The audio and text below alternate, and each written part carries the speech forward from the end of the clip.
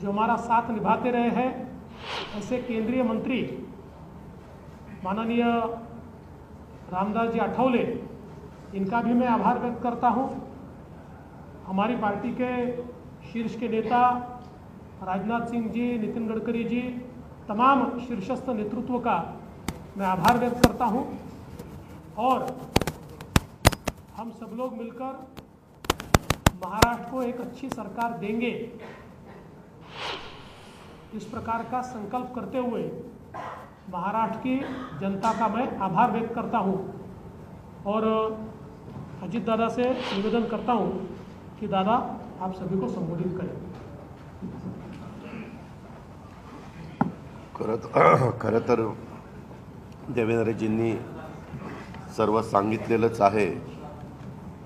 मी फक्त एक खुलासा करू इच्छितो की मी माझ्या वेगळ्या कामाच्या करता दिल्लीला गेलो होतो, मी कुणाला भेटायला गेलो नव्हतो। तुम्ही मस्त चॅनलवाल्यांनी दादाला आज भेट नाकारली, उद्या भेट नाकारली। मी भेटायलाच गेलो नव्हतो तर भेट नाकारायचा प्रश्न येतो कुठं? मी गेलेलो होतो, या सगळ्यांनी माझी पत्नी सुनेत्रा पवारांना राज्यसभेवर सभासद केलेलं आहे। त्यांना 11 जनपद तो बंगला अलॉट झालेला आहे। मला कुठलंही जरी गव्हर्नमेंटचं घर असू द्यात, आमचं स्वतःचं घर असू द्यात, मला नीटनेटकं लागतं आहे, आपल्याला सगळ्यांना माहिती आहे। आणि म्हणून मी तिथं आर्किटेक्टला घेऊन काय नियमामध्ये गोष्टी करता येतात ते एक गोष्ट होती। आणि प्रफुल्लभाई आणि आम्हाला आमच्या केसेस ज्या चाललेल्या आहेत त्याच्याबद्दल मी कधी वकिलांना भेटलेलो नव्हतो। नेहमी प्रफुल्लभाईची इथली जबाबदारी दिल्लीची पार पाडायची। आपल्यालाही माहिती आहे, काल पण तारीख होती ती पुढं ढकलली काहीतरी आमच्या चिन्हाची, तर तो पण एकदा विषय तो संपावा। तो आमचाही विषय तिथं सुप्रीम कोर्टामध्ये प्रलंबित आहे। अर्थात सुप्रीम कोर्ट त्याच्यामध्ये सगळ्यांची बाजू ऐकून घेऊन योग्य पद्धतीने निर्णय देईल। परंतु बागे कधी इकडच्या व्यापामुळे मला वकिलांना भेटता आलेलं नव्हतं, त्यांनाही भेटणं अतिशय गरजेचं होतं। आणि अजून एक जवळच्या व्यक्तीचं नाते लग्न होतं। अशा 3 गोष्टीच्या करता मी गेलेलो होतो।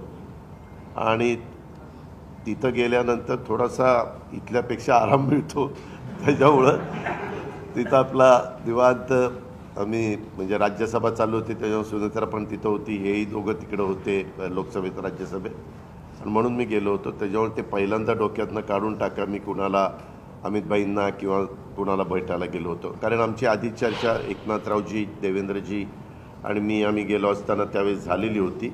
आणि तशा पद्धतीनं आता सगळ्या गोष्ट उद्याच्या शपथविधीच्या संदर्भामध्ये देवेंद्रजींनी सांगितलेली आहे। आम्ही सगळेजण मिळून महाराष्ट्राच्या सर्वांगीण विकासाच्या करता मनापासून प्रयत्न करू। आम्हाला अनुभव आहे, त्या अनुभवाचा फायदा राज्यातल्या सर्व समाजाला, सर्व जाती घटकाला कसा करून देता येईल। वेगवेगळ्या प्रकारचे गोष्टी घडत असतात, नैसर्गिक संकट येत असतात, त्याच्यातून आमचा शेतकरी अडचणीत येत असतो, परंतु त्याला पुन्हा त्याच्यातून कसं आधार देता येईल, बाहेर काढता येईल। आणि आता केंद्र सरकार पण त्या बाबतीत मागेही बरोबर होतं, आताही बरोबर आहे। आता 5 वर्ष आता ते अतिशय चांगलं बहुमत आहे की त्याच्यात आता कुठंही आम्हाला तिघांना पण ह्याला सांभाळा, त्याला सांभाळा, हा तिकडे गेला, हा रुसला, हा फुगला, आम्ही रुसून फुगून देणारच नाही। पण असं फार काही तिथं वेळ देण्याची जबाबदारी येणार नाही, ती चंद्रशेखर बावनकुळे आणि सुनील तटकरे त्यांच्या स्तरावर पार पाडतील। आम्ही सरकारचं काम उत्तम पद्धतीनं पार पाडण्याचं काम मनापासून करू। आणि जो आश्वासनं कालच्या आम्ही निवडणुकीच्या काळामध्ये दिली गेलेली आहेत, ती आश्वासनांची पूर्तता करण्याच्या करता आम्ही योग्य पद्धतीनं राज्याला पुढे नेण्याचं काम करू। आणि राज्य देशामध्ये सगळ्या राज्यांच्यामध्ये महाराष्ट्राचा एक वेगळा नावलौकिक आहे, जो पहिल्यापासून स्वर्गीय यशवंतराव चव्हाण साहेबांनी सांभाळलेला आहे। तोच नावलौकिक आपल्या देशात प्रगतीपथावरचं नंबर 1चं राज्य म्हणून आपल्या राज्याची जी ओळख आहे ती पुढेही कायम आणि त्याच्यात भरच घालण्याचं काम हे आम्हा तिघांच्याकडनं, आमच्या सरकारकडनं, महायुतीकडनं निश्चितपणे केलं जाईल याबद्दलची खात्री मी आजच्या आपल्याशी चर्चा करत असताना महाराष्ट्रातल्या जनतेलाही देतो आणि इथं थांबतो। धन्यवाद। चालू आहे थांबूया।